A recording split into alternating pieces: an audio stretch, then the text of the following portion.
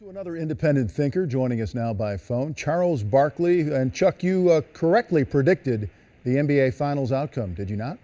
I did. Them little boys wore down, and they must have been pissed. They went out and got Kevin Durant to come back stronger next year. All right, well, I want to get to Durant in just a moment, but we're coming off this Bulls story. And Dwayne Wade, Chuck, if anyone appeared to be a lifer with one team, it looked like Wade. But the Kobe Bryant golden parachute wasn't available, was it?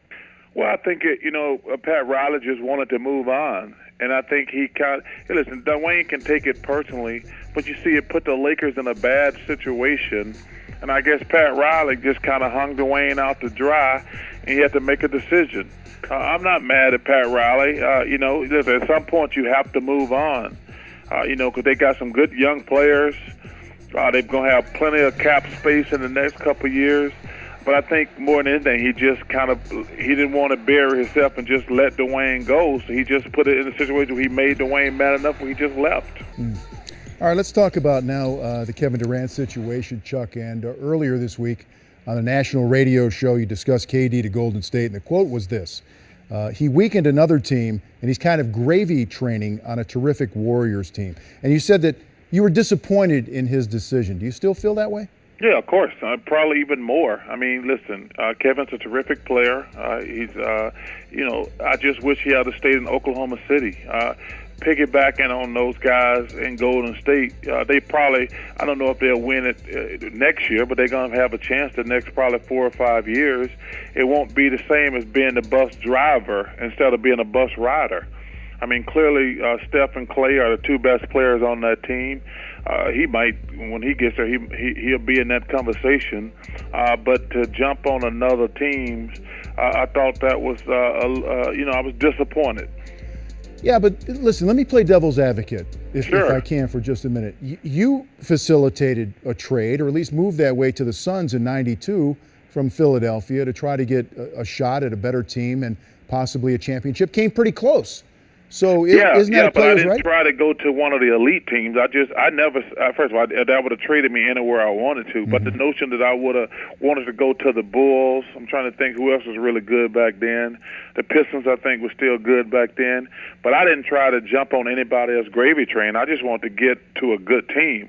I didn't go to a team that had won 73 games, that had won the championship the year before. So that's what disappointed me. Hey, listen, like I say, I'm disappointed. I'm not mad at Kevin, but I'm disappointed. And I'm glad some of the other guys. I saw Chauncey Billups earlier tonight say the same thing. I think Markieff Morris, one of the twins, said the exact same thing. And I think most of the players feel like that. Kevin's a hell of a player. To be honest with you, OKC probably would have been the favorite for the World Championship going into next year. With the addition of Oladipo, Sabonis, I actually, they blew it last year. I thought they had the best team in the NBA last year. I predicted they were going to win the championship at the beginning of the season, and they should have won it. They just got to play a little bit smarter. But if Kevin Durant had stayed in Oklahoma City, in my opinion, they probably would have been the favorite to win the championship. Well, very possible, but that one game changed everything, that Game 7 in the Western Conference Finals. Chuck, you refer to Golden State as a jump shooting team all year, but now with Kevin Durant more than ever, yes? Given the chances? Yeah, it's interesting. And I say, people don't want to give me for credit for predicting they wasn't going to win the championship shooting jumpers. See, they got lucky last year because everybody they played was hurt. And Steve Kerr made a great coaching adjustment and bought an Iguodala to wear LeBron down. And I had said, hey, listen, I'll admit I'm wrong if they win the championship next year because they have to play some quality teams this year that didn't have injuries. They played a good, solid, which made a lot of improvements over the summer. The Portland Trail Blazers, great job up there by that group. They beat, because I actually thought they would lose to the Clippers in the second round, to be honest with you, before Chris Paul and Blake got hurt. But I thought they would lose to Oklahoma City or they would lose to the Cavaliers, which they did, because I don't think those jump shots didn't fall in Game 7 after you've been through some grueling series. No question. No question about that. And, Chuck, finally, are you penciling in Golden State for at least the finals or a championship this year? Or is chemistry, even with all these all-stars, still a delicate thing? Well, I'm not penciling them in because I think the Spurs have improved. I think the Clippers are going to be better next year. I think the Portland Trail Blazers are better. I think I'm going to still have the same philosophy. Can they shoot enough jump shots? Can they rebound the ball? Can you punish them down low? I think they're going to have some of the same issues that they had this year. I mean, Kevin's a hell of a player, but he's just a jump shooter also. And half the time he's not going to have the ball because it's going to be in Clay and Steph hands. If they don't get some big guys and some big bodies so they won't get hammered on the boards or get hammered down low. Because like I say, Pau Gasol down low going to be a handful for them boys. Chuck, how much? And you pencil in LaMarcus, how are they going to guard Pau Gasol and LaMarcus Aldridge? They're not going to be able to guard them guys down low. And now they got Kawhi Leonard. He's going to be able to stop one of those guys. So instead of handing those guys the trophy, they're going to have some of the same issues that they did last year.